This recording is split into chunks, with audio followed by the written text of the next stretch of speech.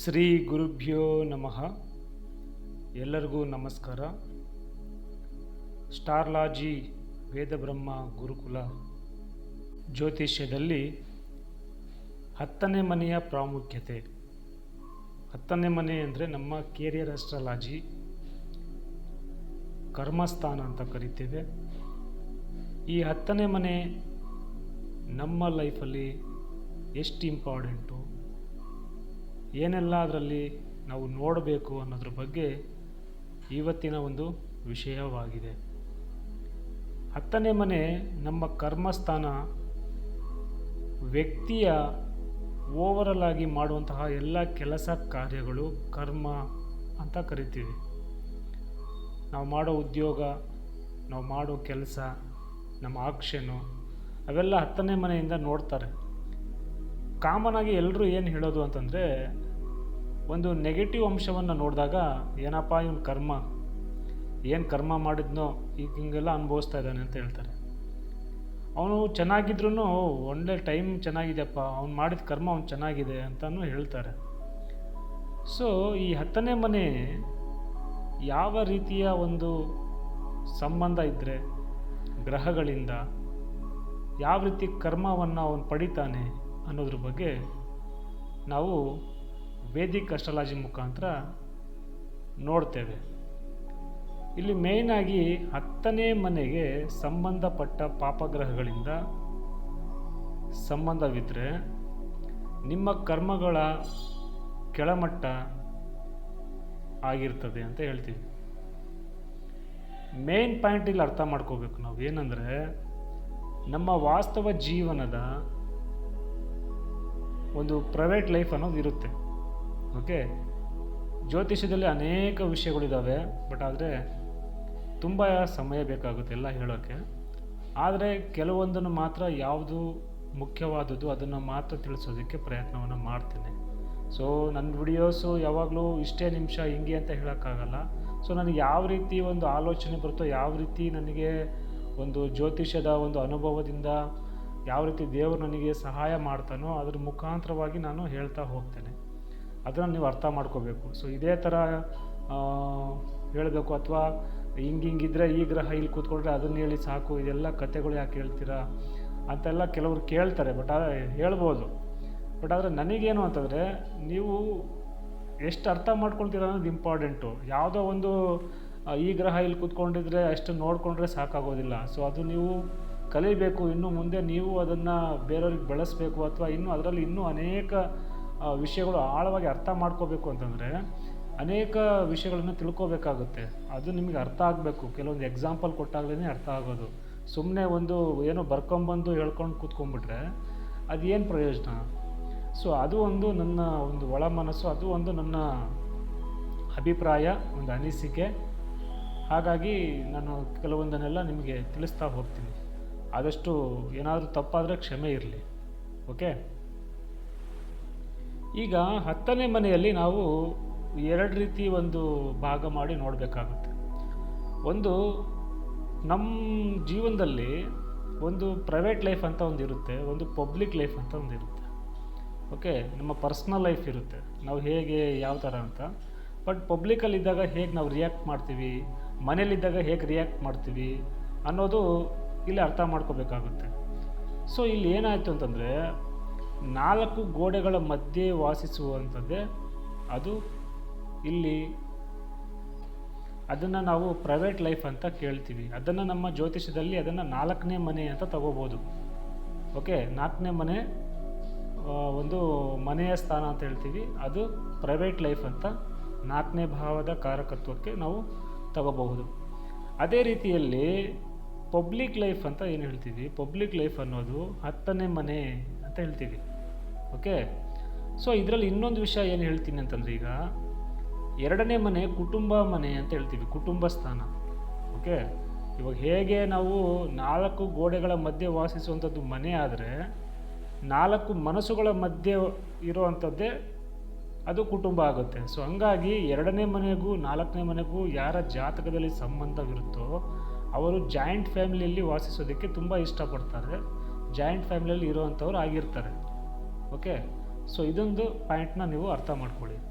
ಹಾಗೆಯೇ ನಾವು 10ನೇ ಮನೆಗೆ ಅಂತ ಬಂದಾಗ 10ನೇ ಮನೆ ಏನು, ನಮ್ಮ ಪಬ್ಲಿಕ್ ಲೈಫು, ನಮ್ಮ ಸ್ಟೇಟಸ್ಸು, ಅಂದರೆ ನಮ್ಮ ಸಮಾಜದಲ್ಲಿ ನಮಗೆ ಸಿಗುವಂತಹ ಸ್ಥಾನಮಾನಗಳು ಯಾವ ರೀತಿ ಇರುತ್ತೆ ಅದನ್ನು ನೋಡುವಂಥದ್ದೇ 10ನೇ ಮನೆ. ಇಲ್ಲಿ 10ನೇ ಮನೆಯಲ್ಲಿ ಯಾವ ಗ್ರಹಗಳ ಒಂದು ಭಾವಕ್ಕೆ ಸಂಬಂಧವಿದೆ, ಆ ರೀತಿಯೇ ನಮ್ಮ ಜೀವನದ ಒಂದು ಲೈಫ್ ಹಂಗಿರುತ್ತೆ ಅಂತ ನಾವು ಇಲ್ಲಿ ತಿಳ್ಕೋಬೇಕಾಗುತ್ತೆ. 10ನೇ ಮನೆನ ತುಂಬ ಡೆಪ್ತಾಗಿ ಅನಲೈಸ್ ಮಾಡಿದಾಗ ಮಾತ್ರ ನಿಮ್ಮ ವೃತ್ತಿ ಜೀವನದ ಭವಿಷ್ಯದ ಒಂದು ಪ್ಲಾನನ್ನು ನೀವು ಮಾಡಬಹುದು. ಓಕೆ, ತುಂಬ ಜನ ಏನು ಅಂದ್ಕೊಂಡ್ಬಿಡ್ತಾರೆ ಅಂತಂದರೆ, ನಾವು ಮಾಡುವ ವೃತ್ತಿಗೂ ಈ ಅಸ್ಟ್ರಾಲಜಿಗೂ ಏನಪ್ಪ ಸಂಬಂಧ ಅಂತ ಅಂದ್ಕೊಳ್ತಾರೆ. ಇನ್ನೊಂದು ಏನು ಅಂದ್ಕೊಂಡ್ಬಿಡ್ತಾರೆ ಅಂತಂದರೆ, ತುಂಬ ಜನ ಅಂದ್ಕೊಳ್ಳೋದಕ್ಕಿಂತ ಮಾಡ್ತಾರಂಥದ್ದು, ಅಂದರೆ ಅವ್ರು ಮಾಡಿರೋಂತಹ ಎಜುಕೇಷನ್ಗೂ ಅವ್ರು ಮಾಡ್ಕೊಳ್ತಾರಂಥ ವೃತ್ತಿ ಜೀವನಕ್ಕೂ ಸಂಬಂಧನೇ ಇರೋದಿಲ್ಲ. ಓಕೆ, ಅವ್ರು ಏನೋ ಓದಿರ್ತಾರೆ, ಅದೇನೋ ಕೆಲಸ ಮಾಡ್ತಾರೆ, ಅವ್ರ ಟ್ಯಾಲೆಂಟ್ ಏನೋ ಇರುತ್ತೆ. ತುಂಬ ಜನನ ನೀವು ಬೇಕಾದರೆ ಗಮನಿಸಬೇಕಾದ್ರೆ ಅವ್ರ ಟ್ಯಾಲೆಂಟು, ಅವರ ಸಾಮರ್ಥ್ಯ, ಅವರ ಆಸೆ, ಅವರ ಬಯಕೆ, ಅವರ ಇಂಟ್ರೆಸ್ಟು, ಅವರ ಹವ್ಯಾಸ ಫೈಂಡ್ ಔಟ್ ಮಾಡದೇ ಇರುವಂಥದ್ದೇ ಪೋಷಕರ ತಪ್ಪು, ನಮ್ಮಗಳ ಒಂದು ಜ್ಯೋತಿಷ್ಯರ ತಪ್ಪು ಅಂತಲೇ ಹೇಳ್ಬೋದು. ಅದನ್ನು ಬಿಟ್ಟು ಅವರೇನೋ ಅಂದ್ಕೊಂಡಿರ್ತಾರೆ, ಬಟ್ ಏನೋ ಮಾಡ್ತಾ ಇರ್ತಾರೆ. ಆ ಪರಿಸ್ಥಿತಿ ಏನೂ ಮಾಡೋಕ್ಕಾಗಲ್ಲ, ಮಾಡ್ತಾ ಇರ್ತಾರೆ. ಓಕೆ, ಬಟ್ ಇದನ್ನು ಸ್ವಲ್ಪ ಅರ್ಥ ಮಾಡ್ಕೋಬೇಕು ಅನ್ನೋದು ನನ್ನ ಹಂಬಲ. ಓಕೆ, ಹಾಗಾಗಿ ಪೋಷಕರು ಏನು ಮಾಡ್ತಾರಂದರೆ, ಯಾರ್ದೋ ಮನೆಯ ಸಕ್ಸಸ್ ಸ್ಟೋರಿನ ಕೇಳಿ, ಯಾರ್ದೋ ಮನೆಯಲ್ಲಿ ಹಂಗಿದೆ ಹಿಂಗಿದೆ, ಅವ್ರ ಮಕ್ಕಳು ಹಿಂಗಾಗಿದ್ದಾರೆ, ಅವ್ರ ಮಕ್ಕಳು ಇಂಜಿನಿಯರ್ ಆದರು, ಡಾಕ್ಟರ್ ಆದರು, ಹೈ ಪೋಸ್ಟಲ್ಲಿದ್ದಾರೆ, ಹಂಗೆ ಓದಿದ್ರೆ ಹಿಂಗಾಗುತ್ತೆ, ಹಿಂಗೆ ಓದಿದ್ರೆ ಹಂಗಾಗುತ್ತೆ, ಹಂಗಾಗಬೇಕು ಹಿಂಗಾಗಬೇಕು ಅಂತ ಅವರು ಆಸೆ ಪಡೋದು ತಪ್ಪಲ್ಲ, ಬಟ್ ಅದ್ರ ತಕ್ಕಂತೆ ಆಗಬೇಕಲ್ವಾ. ಓಕೆ, ಅಂದರೆ ನಾನು ಹೇಳೋದೇನು ಅಂತಂದರೆ, ಪ್ರತಿಯೊಬ್ಬ ಮನುಷ್ಯನಿಗೂ ಒಂದೊಂದು ಟ್ಯಾಲೆಂಟ್ ಇರುತ್ತೆ, ಒಬ್ಬೊಬ್ಬರಿಗೂ ಒಂದೊಂದು ಟ್ಯಾಲೆಂಟ್ ಏನಾದರೂ ಒಂದು ಇದ್ದೇ ಇರುತ್ತೆ. ಓಕೆ, ಅದನ್ನು ಗುರುತಿಸ್ಬೇಕು, ಇದು ಮೇಯ್ನು.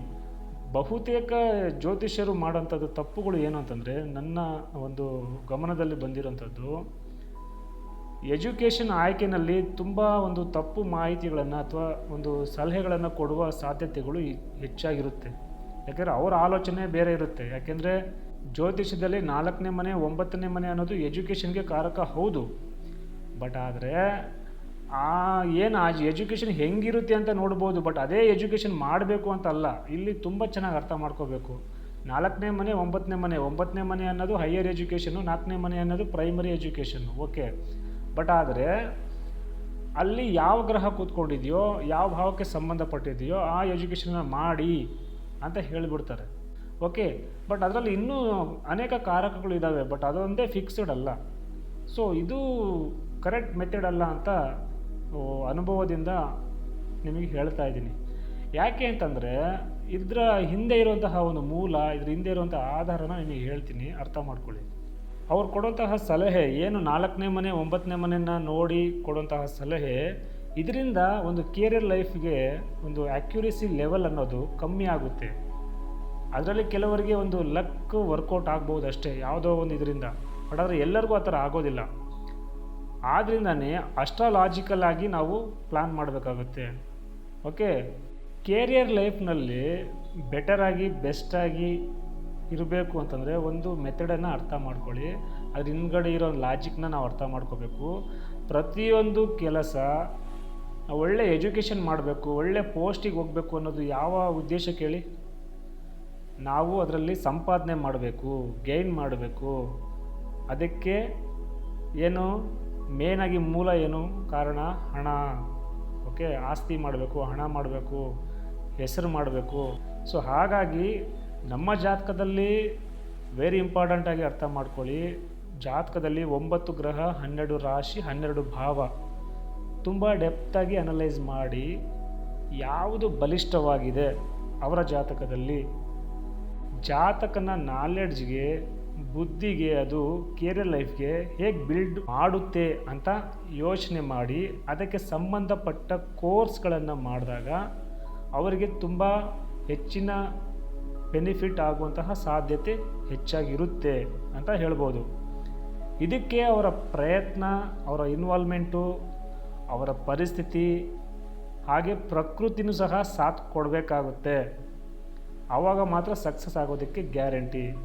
ಯಾಕೆಂದರೆ ಒಂದು ಸಕ್ಸಸ್ಫುಲ್ ಈವೆಂಟ್ ನಡಿಬೇಕು ಅಂತಂದರೆ, ಫಾರ್ ಎಕ್ಸಾಂಪಲ್ಲು ಒಂದು ದೇಹ, ಔಷಧಿ, ಆಶೀರ್ವಾದ, ಈ 3 ಕಾನ್ಸೆಪ್ಟನ್ನ ಅರ್ಥ ಮಾಡ್ಕೊಂಬಿಡಿ. ಏನಂದರೆ body, medicine, God grace or luck. ಅಂದರೆ ಒಂದು ಮನುಷ್ಯ ಹೆಲ್ತಿಯಾಗಿರಬೇಕು ಅಂದರೆ ಅವನ ಬಾಡಿ ರಿಯಾಕ್ಟ್ ಮಾಡಬೇಕು. ಒಂದನೇ ಪಾಯಿಂಟು, ಅವನ ಬಾಡಿ ರಿಯಾಕ್ಟ್ ಮಾಡಬೇಕು. ಎರಡನೇದಾಗಿ ಆ ಕೊಡುವಂತಹ ಔಷಧಿ ಅವನಿಗೆ ಆ ಬಾಡಿಗೆ ತಾಕಬೇಕು. ಮೂರನೇದಾಗಿ ಎರಡೂ ವರ್ಕ್ ಆದಮೇಲೂ ಗಾಡ್ ಗ್ರೇಸು, ಅದೃಷ್ಟ ಅಂತ ಇದ್ದರೆ ಸೊ ಅವನು ಲೈಫಲ್ಲಿ ಅವನು ಉಳಿಯುವಂತಹ ಸಾಧ್ಯತೆ ಇರುತ್ತೆ, ಅವನಿಗೆ ಸಕ್ಸಸ್ಫುಲ್ ಹೆಲ್ತಿಯಾಗಿರೋದಕ್ಕೆ ಸಾಧ್ಯತೆ ಇರುತ್ತೆ. ಸೊ ಇದೊಂದು ಸಣ್ಣ ಉದಾಹರಣೆ. ಸೊ ಇದರಿಂದ ಏನಂತಂದರೆ, ಒಂದು ಸಕ್ಸಸ್ಫುಲ್ಲಾಗಿ ಅವನು ಜೀವನದಲ್ಲಿ ಮುಂದೆ ಬಂದು ಒಂದು ಟಾಪ್ ಆಗಿದ್ದಾನಂತಂದರೆ ಪರಿಸ್ಥಿತಿ ಮತ್ತು ಅವನ ಪ್ರಯತ್ನ, ಅಂದರೆ ಅವನು ವ್ಯಕ್ತಿ ಹೇಗೆ ಆ ಪರಿಸ್ಥಿತಿಗೆ ಸಹಕರಿಸ್ತಾನೆ.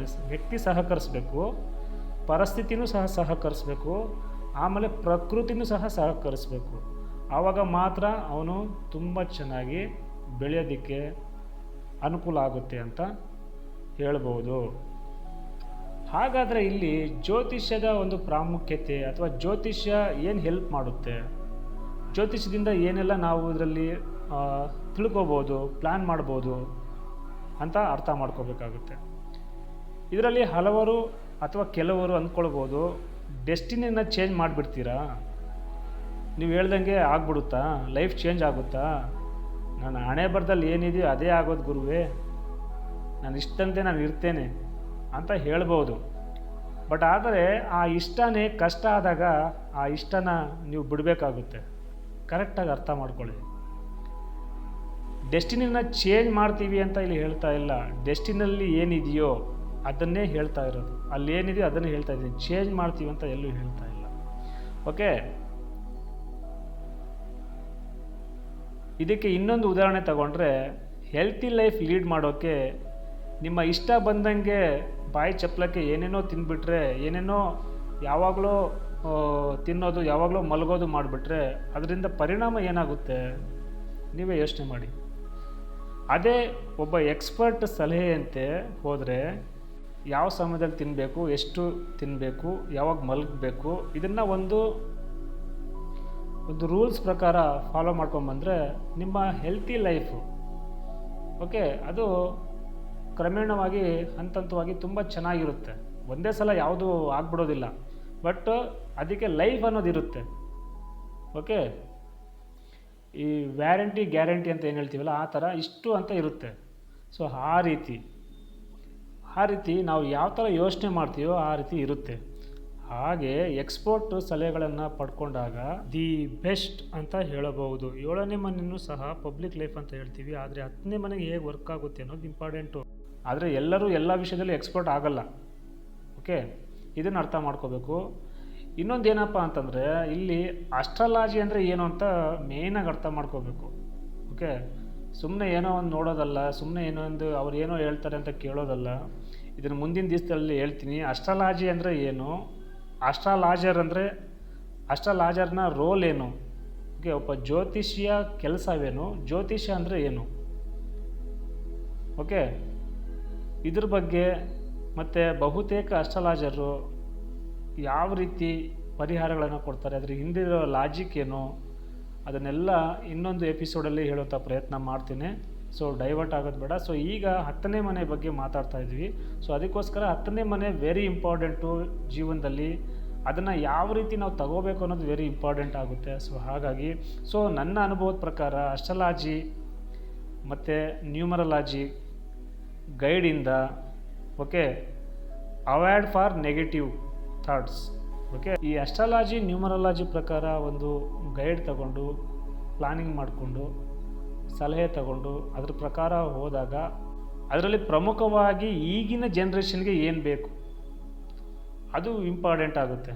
ಓಕೆ, ಆ ಥರ KP ಕಾಲಾಂಶದ ಪ್ರಕಾರ ಪ್ಲಸ್ ವೇದಿಕಲ್ಲಿ ಡಿವಿಷನಲ್ ಚಾರ್ಟ್ ಹೋಗಬೇಕು. ವೇದಿಕ್ ಓಕೆ, ಬಟ್ ಅದರಲ್ಲಿ ಡಿವಿಷನಲ್ ಚಾರ್ಟಲ್ಲಿ ಹೋಗಬೇಕಾಗುತ್ತೆ. ಅವಾಗ ಮಾತ್ರ ಅದರಲ್ಲೂ ಕೆಲವೊಂದು ವಿಷಯಗಳನ್ನ ತಿಳ್ಕೊಬೋದು, ಇಲ್ಲ ಅಂತಲ್ಲ. ಮೂಲ ವೇದಿಕೆ, ಬಟ್ ಅದರಿಂದ ಬಂದಿರೋ ಅಪ್ಗ್ರೇಡ್ ಆಗಿರೋಂಥದ್ದು KP ನಂತರ ಈ ಥರ ಅಪ್ಗ್ರೇಡ್ ಆಗಿರೋಂಥದ್ದು ಕಾಲಾಂಶ ಪದ್ಧತಿ. ಸೊ ಇಲ್ಲಿ ಒಂದು ಕೇರಿಯರ್ ಒಂದೇ ಅಂತಲ್ಲ, ಯಾವುದೇ ಒಂದು ಭಾವವನ್ನು ನಾವು ಜಡ್ಜ್ ಮಾಡಿ ಅದರ ಸಾರಾಂಶವನ್ನು ತಿಳ್ಕೊಂಡು ಅದನ್ನು ಹೇಳುವಂಥದ್ದು ವೆರಿ ಇಂಪಾರ್ಟೆಂಟ್ ಆಗುತ್ತೆ. ಸೊ ಇಲ್ಲಿ ನಾವು ಮಾಡೋಂಥದ್ದೇನು, ಒಂದು KP ಪ್ರಕಾರ ಪ್ಲಸ್ ವೇದಿಕಲ್ಲಿ ಹೇಗಿದು ಅನ್ವಯಿಸುತ್ತೆ ಅದ್ರ ಪ್ರಕಾರ, ಮತ್ತು ಜೈಮಿನಿ ಸಿಸ್ಟಮ್ ಅಂತ ಇದೆ. ಸೊ ಅದರಲ್ಲೂ ಸಹ ಹಲವು ವಿಷಯಗಳು ತಿಳ್ಕೊಬೋದು. ಅದರಲ್ಲಿ ಸಹ ಒಂದು ಅಂಶವನ್ನು ತಗೊಳ್ತೀವಿ, ಯಾಕಂದರೆ ಒಂದೊಂದು ಪದ್ಧತಿಯಲ್ಲಿ ಅದರದ್ದೇ ಆದಂತಹ ಒಂದು ಅಂಶವನ್ನು ಅದು ಸೆಳ್ಕೊಂಡಿದೆ, ಅದರಲ್ಲಿ ಅಡಗಿದೆ ಅಂತ ನನ್ನ ಅನುಭವದಲ್ಲಿ ನಾನು ತಿಳ್ಕೊಂಡಿದ್ದೀನಿ. ಸೊ ಹಾಗಾಗಿ ನಾನು ಯಾವ ರೀತಿಯಪ್ಪ ಅಂತಂದರೆ, ಯಾವ ಸಿಸ್ಟಮಲ್ಲಿ ಏನು ಪ್ರಮುಖವಾಗಿದೆ, ಏನಿದೆ, ಅಲ್ಲಿಗೂ ಇಲ್ಲಿಗೂ ಏನು ಸಂಬಂಧ, ಹೇಗೆ ನೋಡಬೇಕು, ಹೇಗೆ ತಗೋಬೇಕು ಅನ್ನೋದು ವೆರಿ ಇಂಪಾರ್ಟೆಂಟ್ ಆಗುತ್ತೆ. ಎಲ್ಲ ಸಿಸ್ಟಮ್ ಇದ್ದಾವೆ, ಬಟ್ ಅದರಲ್ಲಿ ನಮಗೇನು ಬೇಕು, ನಮಗೆ ಹೇಗೆ ಅಪ್ಲೈ ಆಗುತ್ತೆ, ಯಾವ ರೀತಿ ಇದನ್ನು ತಗೋಬೇಕು ಅನ್ನೋದು ನಮಗೆ ಗೊತ್ತಿರಬೇಕು. ಓಕೆ, ಸೊ ಇದು ಇಂಪಾರ್ಟೆಂಟ್ ಆಗುತ್ತೆ. ಸೊ ಜೈಮಿನಿ, KP, ವೇದಿಕ್ ಇದ್ರ ಪ್ರಕಾರ, ಓಕೆ, ಅಡ್ವಾನ್ಸ್ ನ್ಯೂಮರಾಲಜಿ ಪ್ರಕಾರ ಕೇರಿಯರ್ ಲೈಫ್ನ ಹೇಗೆ ಪ್ಲಾನ್ ಮಾಡಬೇಕು, ಯಾವುದು ಬೆಸ್ಟು ಅನ್ನೋದ್ರ ಬಗ್ಗೆ ನಾವು ಇಲ್ಲಿ ತಿಳ್ಕೋಬಹುದು ಅಂತ ಹೇಳ್ತಾ ಇವತ್ತಿನ ಈ ಕಾರ್ಯಕ್ರಮವನ್ನು ಇಲ್ಲಿಗೆ ಮುಗಿಸ್ತಾ ಇದ್ದೀನಿ. ಮುಂದಿನ ಬಾರಿ ಸಿಗ್ತೀನಿ ಅಂತ ಹೇಳ್ತಾ ಎಲ್ಲರಿಗೂ ನಮಸ್ಕಾರ.